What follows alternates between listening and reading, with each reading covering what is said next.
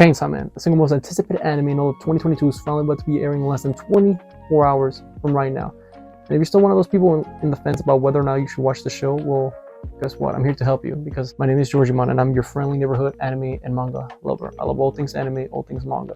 And I'm here to explain to you guys why exactly you should watch Chainsaw Man. I personally think Chainsaw Man is phenomenal, from its storytelling to its characters to its setting. I just love this series.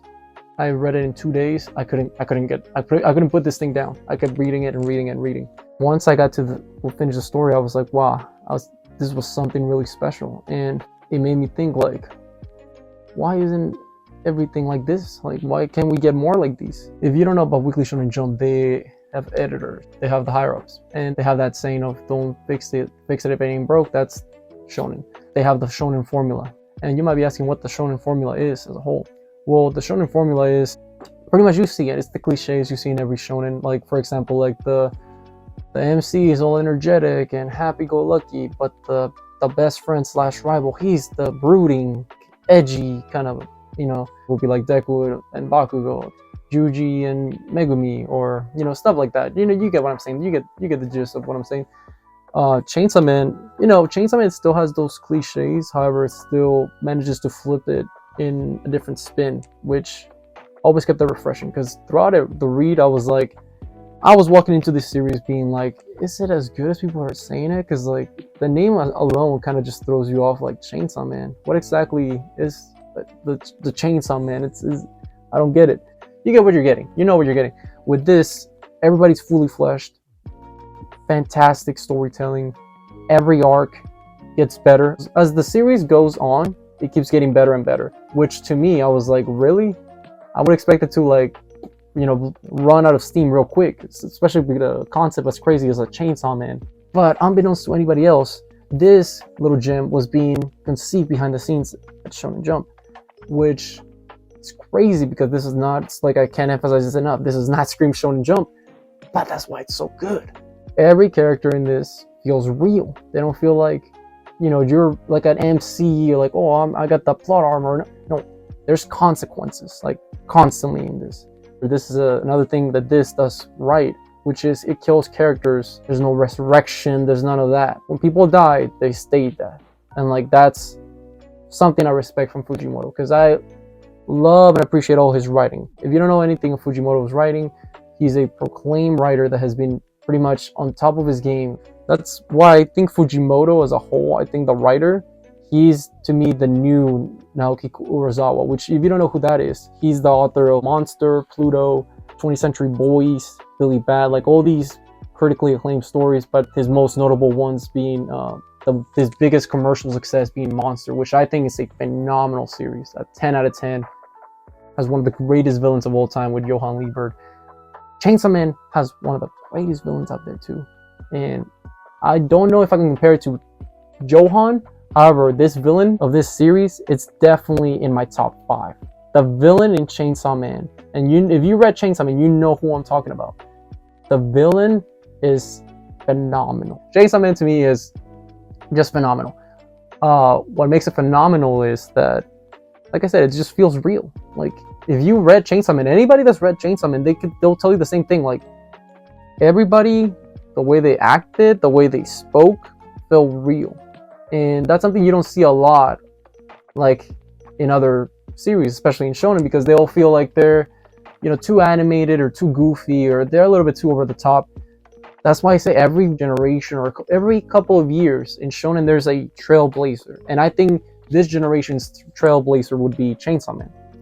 I think the previous Battle Shonen trailblazer was Hunter x Hunter, because if it wasn't for Hunter x Hunter, you wouldn't have your Naruto's. And then if you do once you see the impact of Togashi as a whole, which, by the way, Togashi is my favorite shonen author of all time. If it wasn't for Togashi, it's kind of like laid the foundation, the groundwork for what Battle Shonen can be and would become later on. So I think Chainsaw Man is a step in the right direction of how shonen should go, in the sense of, like, take more liberties, take risk, don't stick with the mold, do something different. Let's talk about Chainsaw Man as a whole and the impact it's made. Since its conception, it's consistently was selling in the top 10 without an anime, and that's pretty unheard of because most of the manga sales out there, they're all from animes. Like, you know, animes are made to promote the manga. If you guys didn't know this, animes are solely made by executives to print more manga copies, so then you get more money out of the copies or the manga volumes or whatever. And Chainsaw Man, it consistently got number 8, top 10 spots, no anime. Once you get your anime out there, you really get the sales going. And that's why when the anime airs, you're gonna see all these fly off the shelves. They already were before the anime came out. Like, I can't stress this enough. You go to your local Barnes and Noble, sold out. Sorry, you didn't get it. Oh, you're missing a volume? Oh, what? And you barely find all the collection. It's very hard. I think now they're better at it because it's so overly like popular now. But back, it was hard to find these because they would always sell out because, you know, everybody wanted it. I think Fujimoto is the Tarantino of Shonen because it always manages to keep it like fresh, and it always does different stuff. You know, you look at his movies, you know, they all have the Tarantino like soul to them, but they're not like the same genre per se. Like, you look something like Inglourious Bastards, compare that to, you know, Pulp Fiction, like they're completely different. If you look at Fujimoto's works, they're all so different. That's why I think he's like the next Naoki Urasawa, because Urasawa was known for always making these new stories that they were just great. All of them are good. Like, I never seen a bad Fujimoto story. I think right now he's at his prime, like as a writer, which is crazy to think that he's in his 30s at most, barely 30, and he's already made like such a legacy. Like, I'm sorry, like Fujimoto has a bigger lasting legacy than most shonen writers out there. Like, and that's just a fact. Like, I'm sorry, like Kishimoto, okay, you got Naruto, what else? Tite Kubo, you got Burn the Witch, Bleach, okay, cool, what else? Fujimoto got like a discography of like just non-stop bangers, dude. Like, this dude, if you haven't, like I said, if you get any takeaway from this video, just read any Fujimoto story, and I guarantee you, you're gonna be like, this guy is a genius. Because Chainsaw Man keeps consistently pushing what can be done in a shonen, and I think the success of why it was able to do so is because I think that Fujimoto's editor was really in on it. Like, he was really like supportive. Like, he was like, you know what, let's do something different. Because if it was any other editor and was like, no, let's change it up, then it wouldn't have been Chainsaw Man. And I think the thing just lined up perfectly. I think, just like I said, I think Fujimoto and his editor have a good relationship, and they both understand, like, listen, man, let's keep pushing the boundaries of what we can do. And I think that's great creatively. I think it shows how much confidence like the editor has to put himself on the line too, because that's his job, you know. And he trusted Fujimoto, and obviously paid off, because, you know, we got 8 volumes of Fire Punch. Then after that, he made Chainsaw Man. After Chainsaw Man, he also wrote another one-shot, which to me, it's in my top 5 mangas of all time, which is Goodbye Eri. Like, Goodbye Eri is like a phenomenal story, and it's 100% different than Chainsaw Man. Like, that's the thing I'm telling you. Like, this dude, every story he makes is different than their last. Like, I stand Fujimoto, bro. I'm sorry for that. Now let's talk about the world of Chainsaw Man. Okay, quick synopsis. In this world, devils exist. The more fear humanity has towards said thing, the more powerful that devil is. So, for example, the tomato devil, you're super weak because, like, realistically, how many people fear tomatoes? Not that many, right? I think power system is very creatively cool, because every devil is the epitome of a fear. So, like, there's a gun devil, which in the verse of the show that you're gonna see in season 1, he is the most powerful entity that we know of. You know, it's guns, and what people fear the most in the world, guns, because, you know, they're dangerous to everybody. That's the gist of the whole power system. It's just the more fear you can gather as the devil, like your particular devil, then the more powerful you are as a whole. We talked about the devils for a bit. Now let's talk about Denji and how he became the Chainsaw Man. How Denji became the Chainsaw Man is pretty fascinating. What happened was he met the Chainsaw devil, which is Pochita, which is a little doggy looking devil, which is very cute, best boy. And this little dude was wounded, and Denji took care of it. Pochita asked him if he can drink some of his blood. He's like, sure, like, to heal. And Denji let him, and he healed. And from there on, Denji and he became best buds. And, you know, they go team up to kill, you know, devils and yada, yada, yada. Now, Denji is a very fascinating character because he just has the worst life. His life just sucks. Like, to be completely honest, this man cannot catch a break. So here's his little backstory. His dad died. His mom was not in the picture, whatever. So his dad just, like, he dies, and when he died, he owned a bunch of money to the Yakuza, and he's indebted to them now. So for the rest of his life, he has to pay that debt. And he's 16, and he's working, killing devils in exchange to get some money from the Yakuza. Eventually, he gets betrayed by the Yakuza because the Yakuza were being taken over by a devil. I believe it was the zombie devil. Correct me if I'm wrong. They kill Denji. Denji gets killed. But Pochita, in his like dying breath, he was like, "I'll make you a deal. Like, let me be your heart." Pochita put himself as Denji's heart. So literally, Denji's heart now looks like Pochita. There's a whole question about like whether he's still human or not that he deals with. But past that, he gets that, and he gets the power from the Pochita, you know, infusing with himself, because Denji gets to utilize the Chainsaw Man power, which is there's a cord in the center of his chest. He pulls it, and a chainsaw comes out of his head and his arms too. Anyhow, Denji wrecks shop. He defeats everybody, but he's stuck, and he's like, "Oh, am I gonna be a monster forever?"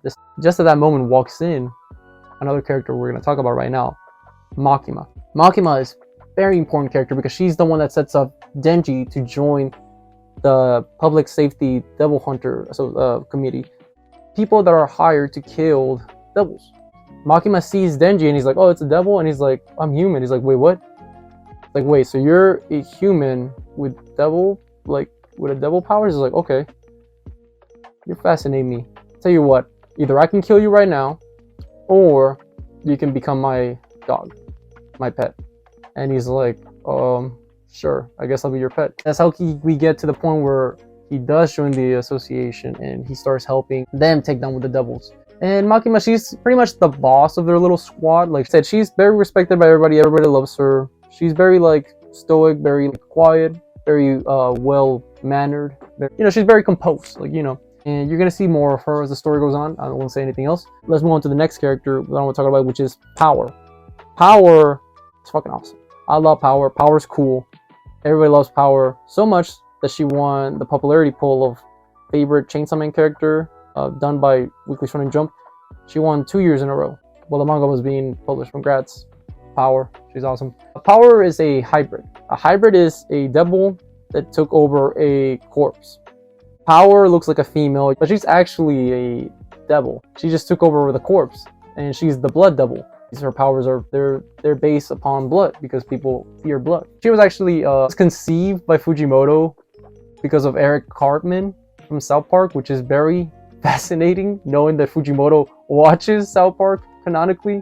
So I just think that's funny. Her personality is based on Eric Cartman. If you've seen South Park, you know what you're getting into, because the self-centered, narcissistic jerk that doesn't hold back, that's Power. She's very funny. She's the comic relief for the most part. The last character in the three group dynamic, which is Power, Denji, and Aki. Aki he's the very stoic member of the association. He's kind of like Denji's guardian for the time being because he has to stay at his house and all that. So he kind of has to oversee him. And Aki's very fascinating because the reason he joined the association is because 13 years ago, the Gun Devil, he killed a lot of people. And Aki's family was one of them. And Aki wants to take down the Gun Devil because ever since that Gun Devil incident 13 years prior, no one has seen the Gun Devil or heard of him. So Aki's whole mission is like, we gotta take down the Gun Devil. Like, I joined this so I can take it down. Personally, for me, I think Aki is the most real character. Like, he's the level-headed of the group. He's the one that is like, no BS, we gotta get this done, let's get the work done. Aki's whole theme is the story about revenge and where revenge can lead you to. And if you know anything about revenge, he can lead you to a dark path. And Aki, he gets done whatever has to get done for him to get his vengeance. And I love Aki. To me, at the end of the day, I think Aki is my favorite character in the entirety of Chainsaw Man. I know for a lot of people that's their favorite too. But yeah, no, Aki, just a phenomenal written character. To me, I think he might be my favorite shonen side best friend character. You know, like the role, like the Sasuke's, the Megumis, like stuff like that. My closing thoughts surrounding the characters is that everybody's great. There's also Himeno. Himeno is Aki's best friend in the association. She's great. She's very funny. She drinks a lot. She is a drunk because she's constantly drinking, but she's funny. Listen, I love Himeno, right? She's the homie. After that, you got Kishibe. Kishibe is the Giga Chad. I love Kishibe. Kishibe is the old sensei. You know, it's that whole trope, but the difference is he does not care. He does not put up with no BS. He's just straight cold face. He's like, yep, either you get this done or you die. Like he just does not take BS. And he's great. He serves as Denji and Power's sensei, pretty much, for part of the story. And he's the strongest of the human people in the Hunters Association. Lastly, we gotta talk about my girl, Kobeni. Kobeni, bro. Y'all ain't ready for that Kobeni greatness. She has literally two of the funniest scenes in the entire series. And one of them, genuinely, when I read it, you won't see it in season 1. Well, you will see one of them. But the big one I'm talking about, you won't see that till like later, like way later in the story. But even that one, I won't spoil too much, but all I gotta say is, if you know, you know. Hashtag Kobeni's car, best girl. But anyway, that's enough for the characters. Now for the overall plot.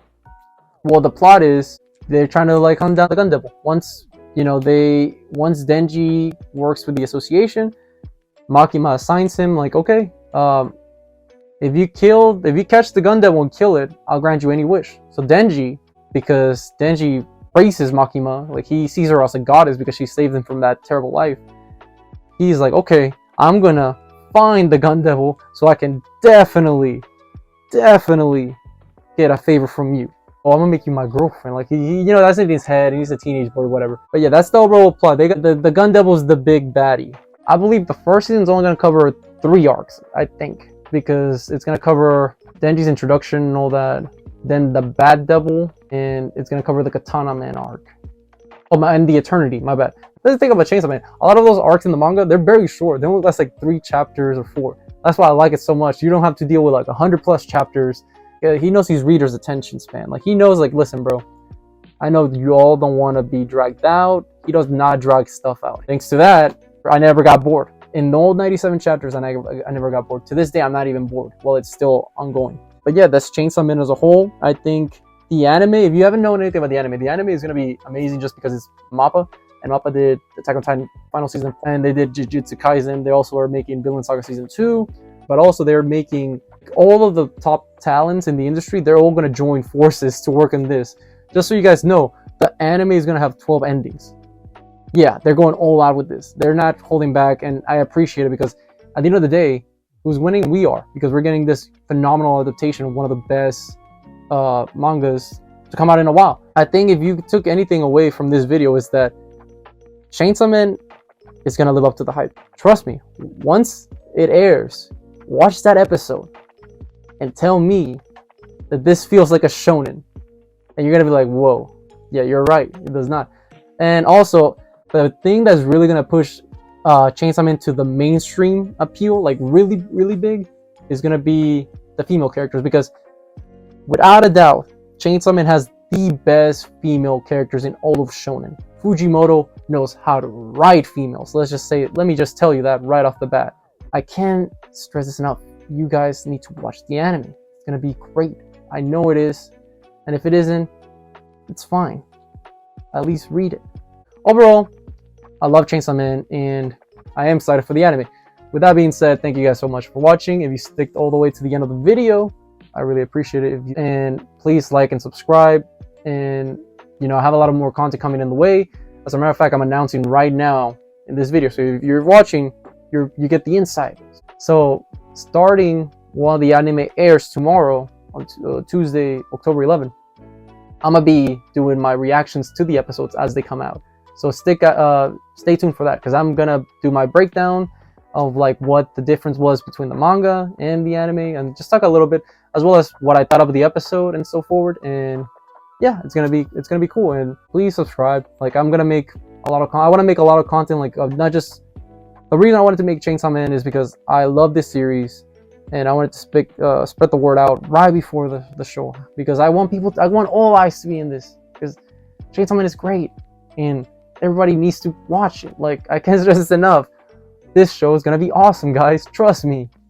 But yeah, going forward, I'm gonna make more videos like Chainsaw Man related, whether that's manga chapters or because I'm reading it currently. I'm caught up to date, so I'm gonna make, like, my manga chapter reviews of the chapter that came out.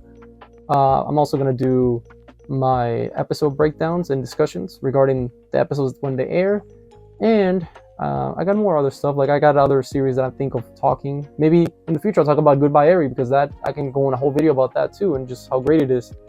How Fujimoto wrote a whole love letter to cinema. That settles it. If you, like I said, if you stick it all the way to the end, thank you so much. You guys are great, and please give me a thumbs up, like, subscribe, show me some love, man. Like, I put a lot of effort, and comment down below. Do you agree with me with what I'm saying about Chainsaw Man? Will it live up to the hype? Will it not? Just let me know. Just have engagement. I love engagement. Let's talk and discuss. What we think about this. But besides that, thank you guys so much, and yeah, appreciate you guys for watching, and see you later.